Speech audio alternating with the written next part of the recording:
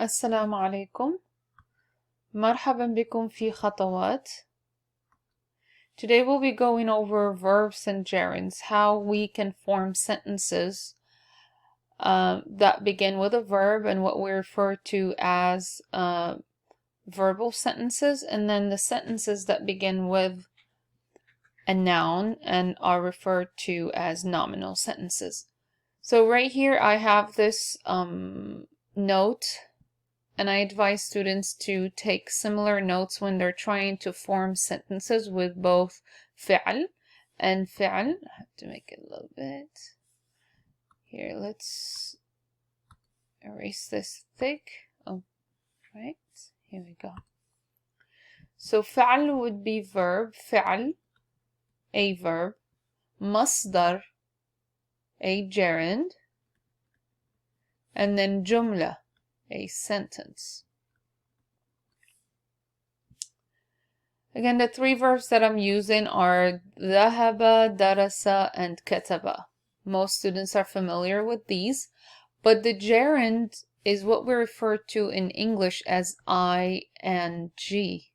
That's the gerund, ing. So if you're saying something like going, that's ing, which is الذهاب, الذهاب. ذهب, go, الذهاب, going. The example here says أذهب إلى عملي صباحا. أذهب إلى عملي صباحا. I go to work in the morning. And it's very important to pronounce han. Every time you have tanween and there is an alif with two fathas, referred to as tanween, it's advised not to pause at the end of the word if it has alif with tanween. So the question is, why did I put the verb here and I didn't put the gerund? The verb right here is an action verb, and if I'm going to put a gerund, then the sentence is going to have the noun at the beginning. So the first one would be a verbal sentence, and the second one would be a nominal sentence. جملة فعلية and جملة اسمية. أذهب إلى عملي صباحا. I go to work in the morning. الذهاب إلى السينما ممتع. Going to the movie theater is fun. ممتع. If I replace أذهب with الذهاب, then I have to say going to work in the morning is what? So you have to add more information. Going to work. الذهاب إلى عملي صباحا ممتع is fun. الذهاب إلى عملي صباحا جيد. And then you have to give a complement. Complete the information. The second one would be درس, درس, الدراسة, الدراسة. أدرس من البيت هذه الأيام. أدرس من البيت هذه الأيام. I am studying from home these days. So again, because I began the sentence with a verb, it's going to be a verbal sentence. أدرس, what? So every time you put a verb, you have to complete it with an object. You study what, or you study what information you need to add to the sentence. The second one would be الدراسة عن بعد جيدة. Studying or distance learning, distance studying, which stands for distance learning, is good. الدراسة عن بعد جيدة. And that's a nominal sentence because I'm using الدراسة. And الدراسة is studying. درس, study. كتب, write. And then الكتابة, writing. أكتب قصص قصيرة. أكتب قصص قصيرة. I write short stories. I write short stories. Here I'm starting with an action, so it will be a verbal sentence. أكتب قصص قصيرة. أحب الكتابة كثيرا. أحب الكتابة كثيرا. I love writing a lot. Here I did not place الكتابة, I placed a verb. So this sentence will also be a verbal sentence. أحب الكتابة كثيرا. I love writing a lot. So if I take all these notes away and I read it again,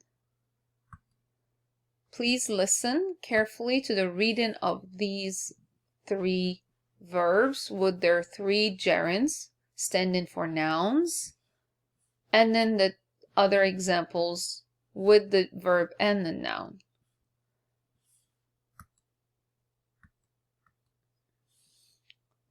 ذهب الذهاب. أذهب إلى عملي صباحا.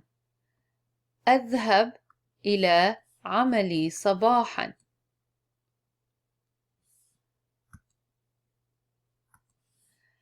الذهاب إلى السينما ممتع. الذهاب إلى السينما ممتع.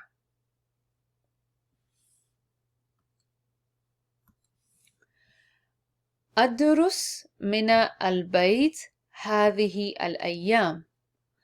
أدرس من البيت هذه الأيام.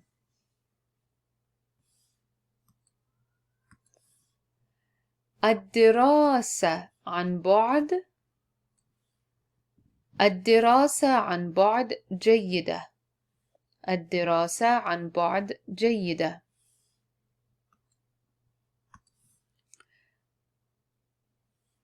أكتب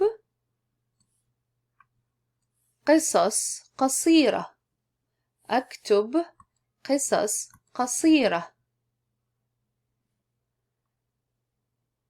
أحب الكتابة كثيرا. أحب الكتابة كثيرا. And أحب is a verb right here, similar to أذهب, أدرس, أكتب, أحب. أحب الكتابة كثيرا. And you can say أحب الدراسة كثيرا, or أحب الذهاب إلى السينما كثيرا. You can place any of the three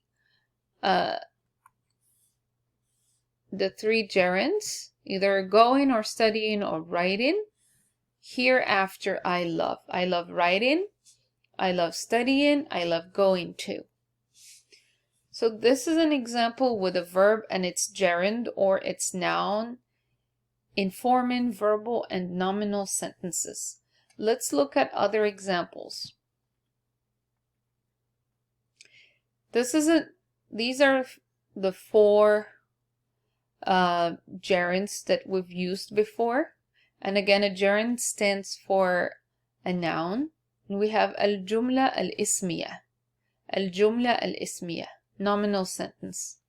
In al-jumla al-ismiya, we always begin with a gerund, or we begin with a proper noun or a title. We could say something like al-ustadh, the teacher, and then you have to complete the sentence. The teacher is what? Al-ustadh latif. The teacher is kind. Or you use a proper name. Layla طالبة جيدة. The moment you use a name or a person's name, you are making the sentence nominal. So in this case here, we are using gerund. And the gerund right here is ad-dirasa. Ad-dirasa. Ad-dirasa, and you complete the sentence. Ad-dirasa mumti'a. I can say studying is fun. Ad-dirasa mumti'a. Mumti'a. And I'm putting ta marbuta because dirasa is feminine. Mumti'a. Studying is fun. القراءة. And you can again use one word or one adjective, or say القراءة شيء جيد is a good thing, or you use it as an indefinite and you say reading books is fun. But here we have the reading. القراءة can say ممتعة أيضا. And the opposite of ممتعة is مملة. مملة. مملة. And if it's feminine, you keep the ta مربوطة. If the word is masculine, you get rid of ta مربوطة. The third gerund is الكتابة. So here we have القراءة and then الكتابة. الكتابة, again we can use ممتعة, same thing. الكتابة جيدة. الكتابة we can say الكتابة شيء جيد is a good thing.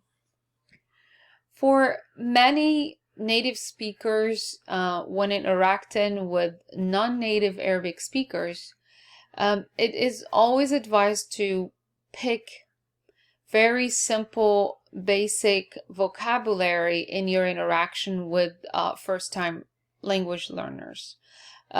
Challenging the person when you first interact with them by using advanced vocabulary will be a way of discouragement, because many students find it very difficult to even recognize the sounds, and just interacting with advanced Arabic vocabulary is just a complete turn-off.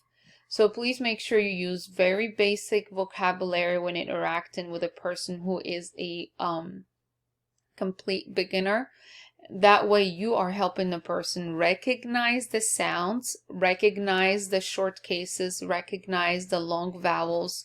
As native speakers, we just have certain expectations, but Arabic is completely different from English. Arabic contains a lot of deep sounds, and for learners, they find it quite difficult, and it's very kind of a native speaker to be quite considerate when it comes to these points that I mentioned. So let's go back to this. الذهاب, the fourth one would be الذهاب, going. الذهاب إلى السينما ممتع. So I can say going to the movie. الذهاب إلى السينما. الذهاب إلى السينما ممتع. And I use ممتع as masculine. ممتع, because I am describing the going, but again, going does not even have ta marbuta in it. The only indication of ta marbuta you have is in الدراسة, القراءة, الكتابة. The second part we discussed was الجملة الفعلية. الجملة الفعلية. And let me try to use a different color. الجملة الفعلية is verbal sentence. And in a verbal sentence, as I mentioned earlier, you begin the sentence with a verb. So it could be أحب, and then the conjugation might change depending on who is speaking or who you're talking about, or who you're addressing. أحب قراءة القصص. I love reading stories. I love reading stories. The moment I use reading something, I got rid of the definite article right here. Because what I said is I love reading as a gerund. Reading what? It's like you're saying I love the reading of. I believe it would be redundant in English to say that. But I love reading stories. I would suggest that applying a capital C right here, because stories would be defined. أحب قراءة أحب قراءة القصص. Or you say أحب القراءة. I love reading. I love reading. This is similar to the examples I've been using before when I said, let me use a different color, and maybe I should be writing it somewhere. Let me erase this part.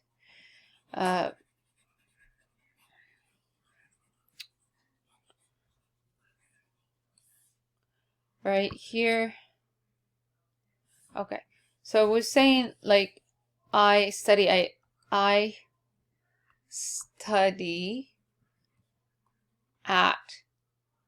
a university.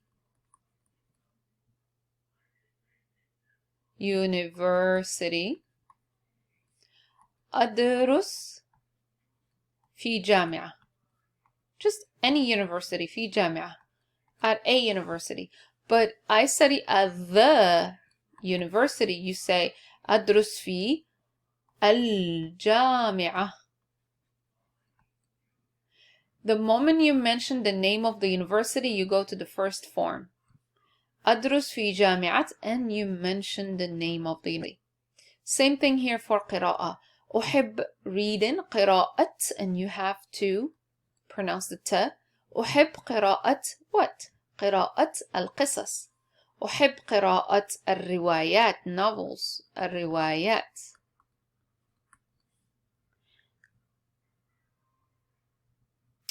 أريد الذهاب إلى السوق. أريد الذهاب إلى السوق. I want to go to the market.